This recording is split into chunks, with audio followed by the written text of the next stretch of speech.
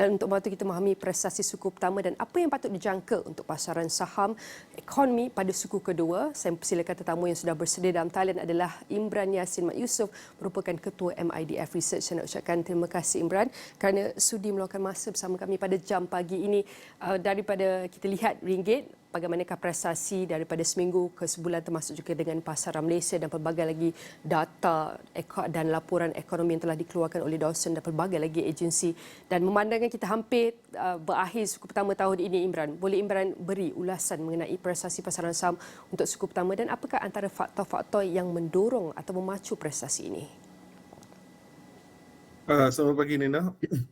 Jadi daripada segi pasaran saham, FBM KLCI mendaftarkan prestasi yang baik untuk suku tahun pertama ini. Ini menunjukkan ia menunjukkan pulangan dalam lingkungan 5.7%. Kita juga boleh lihat pasaran saham global secara amnya juga telah menunjukkan prestasi yang baik.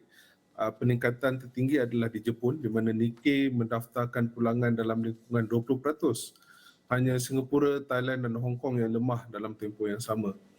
Jadi kalau kita bandingkan tempoh yang sama tahun lepas, hanya pasaran saham negara maju saja yang berprestasi baik tahun lepas. FBM KLCI dan pasaran saham serantau ASEAN merudum. FBM KLCI jatuh dalam 5% lah. Jadi kita boleh lihat perbezaan antara dua tahun ini, di mana tahun ini lebih baik. Faktor yang mempengaruhi prestasi yang berbeza setakat tahun ini masih juga US Fed, tetapi kali ini amat berbeza kerana jangkaan pelabur buat masa kini adalah US Fed akan memotong kadar pinjaman mereka tahun ini. Sekarang pasaran melihat kepada separuh kedua. Jadi ini memberikan sentimen yang positif kepada pasaran saham. Dan seperti yang Imran kongsikan tadi bahawa iaitu pasaran di negara-negara maju mengalami prestasi yang lebih baik berbanding pasaran tempatan termasuk juga dengan pasaran serantau. Namun tahun ini kita dapat saksikan iaitu peningkatan yang positif yang lebih baik sedikit. Dan melihat lebih mendalam, boleh Imran kupaskan apa sektor yang boleh menunjukkan prestasi cemerlang pada suku tahun pertama ini dan sektor sebaliknya? Sektor yang paling cemerlang untuk suku pertama tahun ini adalah sektor-sektor yang kami syorkan kepada pelabur, iaitu sektor utility, sektor hartanah dan sektor pembinaan. Sektor utility mendaftarkan pulangan dalam lingkungan 17%, manakala pulangan sektor hartanah dan sektor pembinaan adalah dalam lingkungan 15.7% dan 15%. Tiga sektor yang paling lemah adalah sektor kesihatan, teknologi dan produk dan servis perindustrian.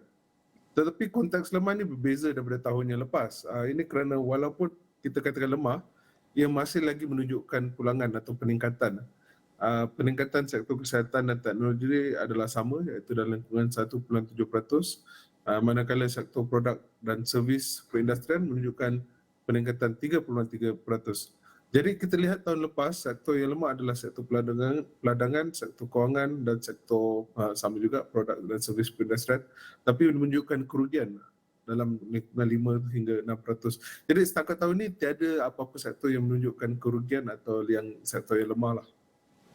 Dan melihat ke hadapan, kita nak lihat juga Imran, adakah sektor-sektor yang Imran kongsikan tadi seperti utility, sektor hartanah dan pembinaan, adakah sektor-sektor ini akan masih perlu diperhatikan oleh pelabur untuk suku kedua?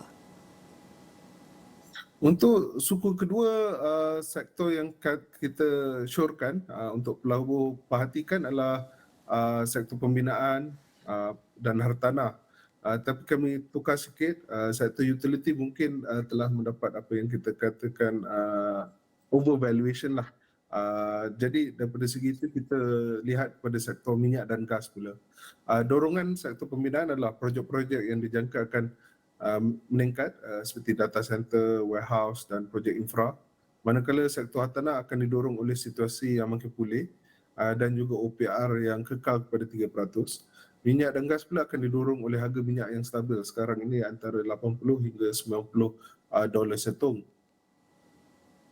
Dan melihat ke hadapan, apakah jangkaan MIDF Research sendiri mengenai prestasi pasaran saham dan ekonomi untuk suku kedua dan seterusnya, apakah antara data-data yang dinanti-nantikan lagi?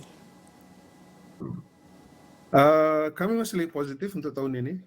Dari aspek pasaran saham, jangkaan kami adalah pasaran dan pasaran adalah US Fed akan memotong kadar pinjaman mereka pada separuh kedua tahun ini. Dan seperti saya cakapkan tadi, ia akan memberikan sentimen yang positif di mana cost of capital akan lebih rendah, jadi ada valuation expansion. Jadi itu antara satu data yang kami akan lihat, dijangkakan dalam mungkin bulan 6 atau bulan 7. Ini juga akan melemahkan US dollar dan mengukuhkan mata wang lain termasuk ringgit. Dan ini secara langsung akan memberi pengaruh kepada faktor kedua, iaitu kemasukan pelabur ekuiti asing ke Malaysia, dan ini akan memberi sokongan kepada FBM KLCI. Faktor-faktor lain adalah dari segi ekonomi yang lebih teguh. Kami menjangkakan ekonomi Malaysia akan berkembang 4.7% untuk tahun ini. Jadi ini akan memastikan perkembangan pendapatan korporat. Jadi dua faktor ini akan memberi dorongan kepada pasaran saham untuk suku kedua dan seterusnya. Dari segi ekonomi pula, kami menjangkakan ekonomi akan berkembang melalui sokongan dua enjin.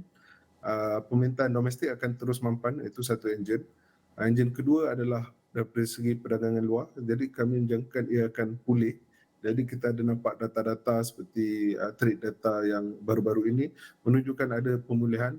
Jadi kita menjangkakan ia akan pulih lebih lagi daripada segi perdagangan ENE, dan kami menjangkakan akan berkembang berbanding pengucupan tahun lepas. Dan apa lagi antara potensi risiko dan peluang untuk pasaran Malaysia memandangkan persekitaran ekonomi global ketika ini dengan ketegangan geopolitik di Timur Tengah dan war, tech termasuk US dan China. Bagaimana Imran? Nina ada sebut tadi, itu antara faktor kita panggil downside risk lah, faktor yang mungkin akan melemahkan pasaran saham Malaysia. Ini kerana dari segi geopolitik, kerana geopolitik ni satu yang kita tidak boleh meramalkan, amat susah untuk meramalkan. Satu situasi di Ukraine, adakah ini akan berkembang di mana pihak NATO akan terus bertempur dengan pihak Rusia. Juga di Timur Tengah, di mana adakah ini akan berkembang di mana lebih ramai lagi negara-negara lain termasuk ke dalam konflik tersebut. Jadi ini dua area yang kami risaukan. Daripada segi trade war antara US dan China, kita mungkin tiada lagi, belum ada lagi mungkin ada apa-apa kesan lagi di mana adakah ia akan berkembang. Tetapi mungkin selepas pemilihan presiden, jika Donald Trump menang kembali dan menjadi presiden US kembali, kita boleh lihat trade war yang baru antara US dan China. Ini mungkin akan menyebabkan kelembapan perdagangan luar. Jadi mungkin ini akan membesarkan sikit pelabur dan mungkin akan affect sentimen lah. Faktor yang kedua mungkin adalah daripada segi US Fed lah. Jika US Fed tiba-tiba tidak jadi untuk memotongkan kadar faedah mereka, atau ada mereka tiba-tiba menaikkan kadar faedah mereka, ini mungkin akan memberi sedikit sentimen yang negatif kepada pelabur lah. Baik, saya nak ucapkan terima kasih kepada Imran Yassin Mat Yusof, merupakan Ketua MIDF Research, kerana bantu kami menganalisis dan fahami bagaimanakah prestasi pasaran saham untuk suku pertama 2024 dan apakah antara unjuran ataupun sektor-sektor yang patut dijangkakan pada suku kedua 2024. Dan semua perbincangan ini akan kami rangkumkan dalam extraordinary.com dan semua saluran media sosial. Jangan ke mana-mana, kami akan bawa lagi satu tetamu ataupun ahli panel jemputan selepas ini.